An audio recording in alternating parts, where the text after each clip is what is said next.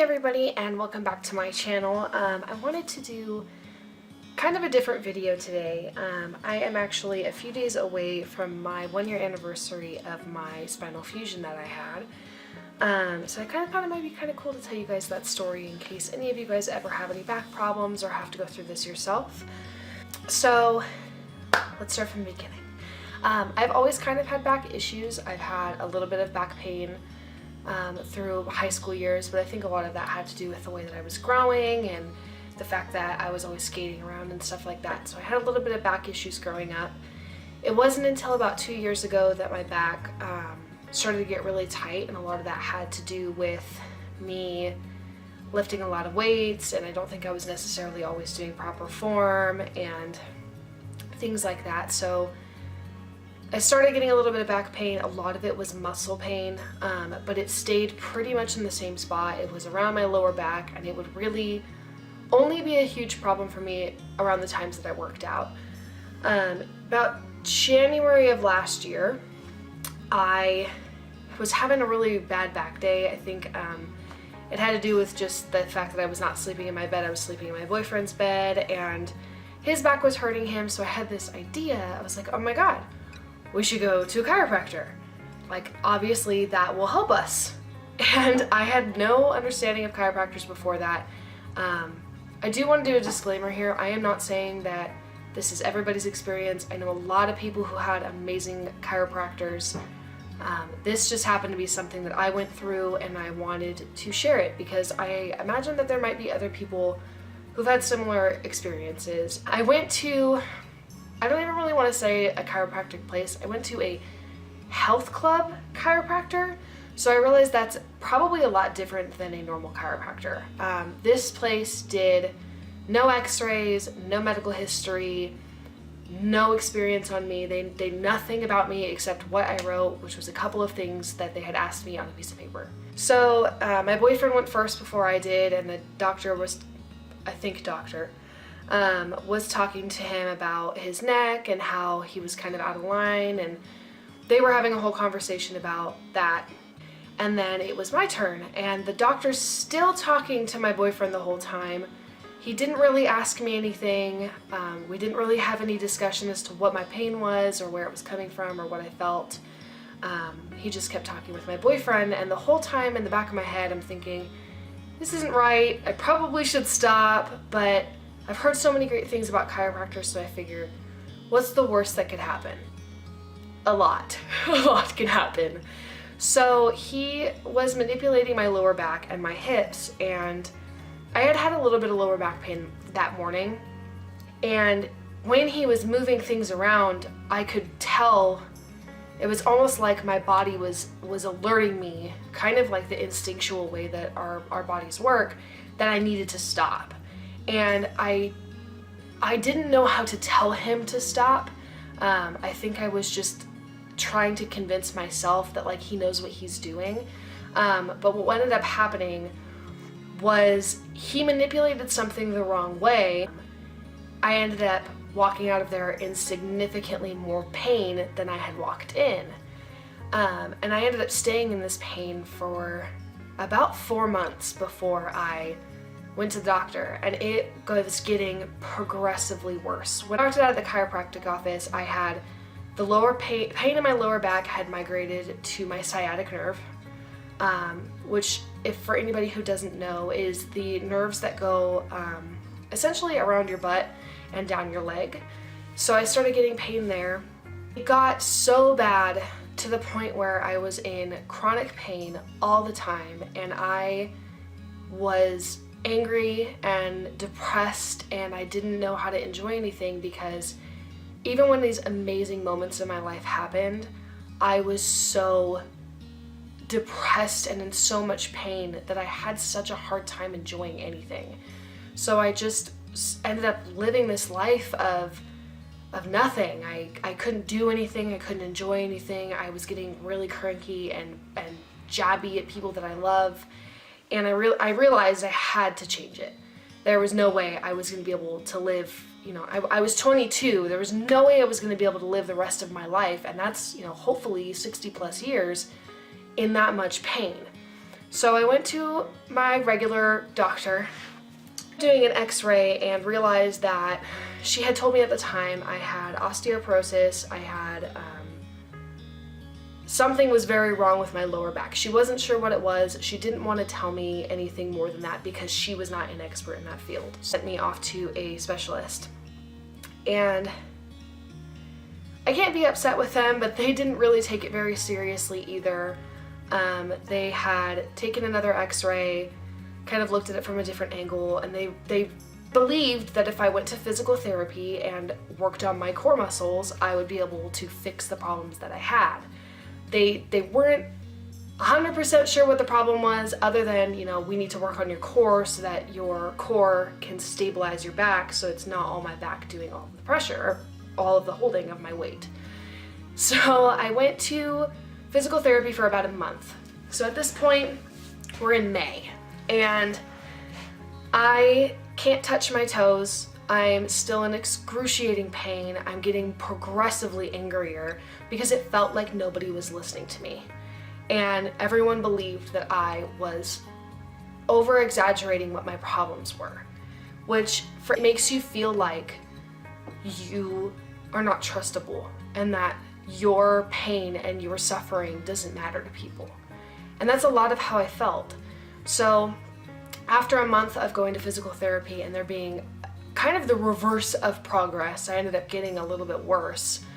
I told him I didn't want to do this anymore. I wanted an MRI because I don't believe my diagnosis was correct. And so they agreed because, well, it's my money. And I got an MRI done. Well, my MRI showed that I didn't just have an issue with my muscles. I had a grade 2 slip between L5 and S1, which is part of your spine. I'll try and show you guys a picture of where that was at. And a grade 2 slip is pretty bad. What had ended up happening was my spine was resting on those nerves. So throughout these 5 months that it's been getting, it's slipping, it's been resting on my sciatic nerve, which actually had caused me to lose feeling in 3 of my 5 toes on my right side. And I always had pain in my leg. My butt was like always on fire. It felt like I honestly wish I could have just ripped the muscle out or the nerve out of my body and I would have been fine. So once they saw those MRIs, they realized that it was very serious.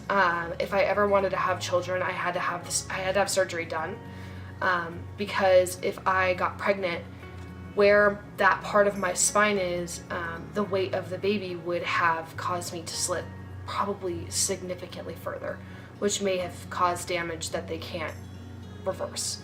And if it had kept resting on my nerves, I may have just always had to deal with damaged nerves in that part of my body. So we immediately agreed, that's it. We're not gonna try anything else. I'm not gonna do shots. I'm not gonna waste my time, because we knew the end game was that I was gonna have to have a spinal fusion surgery. Decided that my surgery would be July 11th, which gave me about a month to get ready. Either way, so July 11th, I went into surgery, and my surgery was supposed to be 4 hours long. It ended up being 7. So I went under and I woke up, and most people are pretty groggy after they are under anesthesia. For some reason, drugs don't work the same way for me as they do for everybody else. But when I woke up, I just remember immediately turning my head. I looked at the clock and my brain was like, have I been asleep this whole time? Like, did they pull me out after 4 hours and I've been sleeping here for 3 hours? Like, that seems a little excessive.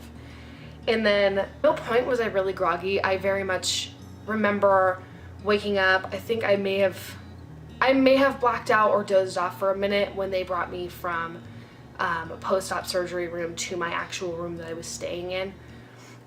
But we found out the reason that my surgery took so long was that they had a new machine that helps them perfectly put in metal rods into my spine, which was a major problem for a lot of people who've previously had back surgeries, and for a lot of those people, it's really common for them to need another one because it didn't work right the first time.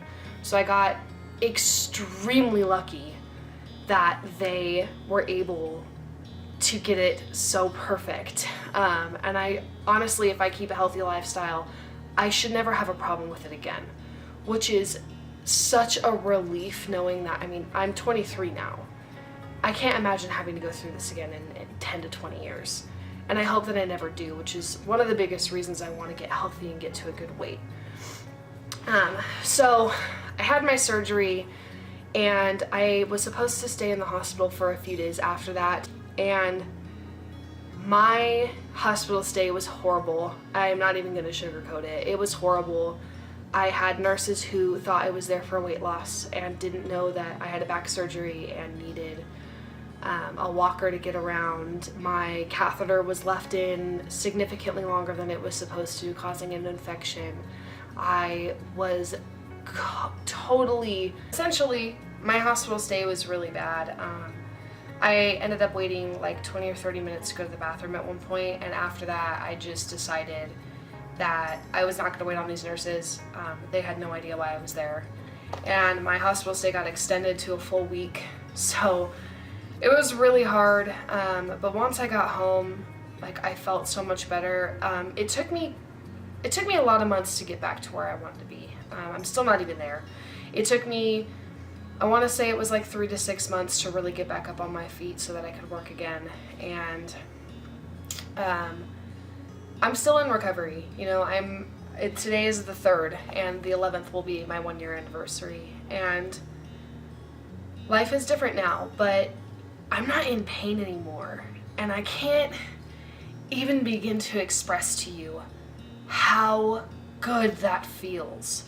Like, I have a tight back. I have scoliosis. I have issues still, but they do not define my life anymore. You know, if I don't want to be in pain, I go freaking stretch. Like, I know that that's how I can solve this problem. I don't have a problem anymore where the only solution is to go under the knife. Like, I can do what I need to do to be healthy. I can live a better life. I am so much more vibrant and happy, and yeah, I've gone through ups and downs since then, but I'm back at the gym. I'm lifting weights. I'm working on my nutrition. Like, I have control again, and I didn't for so long, and I am so grateful that I am not in pain. And that for any of you out there that are experiencing back pain, please go see a doctor, because there comes a point where it's not normal back pain. And if you're experiencing light back pain or anything like that, go stretch. You know, go to a yoga class. Go check out Get Bendy by Elle Fit Active. I'll put a link in the description below because I love her and she helped me so much with my scoliosis. And you know, if you're experiencing chronic pain, go to a doctor. I can't even urge you enough, because the longer you wait, the longer you're going to be in pain, and the bigger the potential threat is to your body. If I had stayed in that position for any longer, I could have damaged my nerves to the point where I would never have feeling in my toes again, that I would always have pain in my sciatic nerve. And I got lucky and I went to the doctor because I knew it wasn't right, and I was right. Something was wrong, and I fixed it. So I'm begging you, if you are in chronic pain, go to a doctor, get help, because you don't need to live your life like that. And that's absolutely no way to live. So if you guys liked this video, please give me a thumbs up. Go ahead and hit the subscribe button. If you have your own chronic pain story, if you have your own problems, comment below, because we need to be having discussions about this. It isn't something you should be ashamed of or something you should be hiding. It's something we should be talking about to create solutions. And if you've ever had an experience like I have at the chiropractor, I would actually be very interested to find out that I am not the only one. So shoot a comment below or just shoot me a message, and I would love to have a conversation with you. I hope you all have a beautiful day, night, morning, whatever it is, wherever you are. I love you guys so much, and thanks for watching. So if you guys liked this video, please give me a thumbs up. Go ahead and hit the subscribe button. If you have your own chronic pain story, if you have your own problems, comment below, because we need to be having discussions about this. It isn't something you should be ashamed of or something you should be hiding. It's something we should be talking about to create solutions. And if you've ever had an experience like I have at the chiropractor, I would actually be very interested to find out that I am not the only one. So shoot a comment below or just shoot me a message, and I would love to have a conversation with you. I hope you all have a beautiful day, night, morning, wherever, whatever it is, wherever you are. I love you guys so much, and thanks for watching.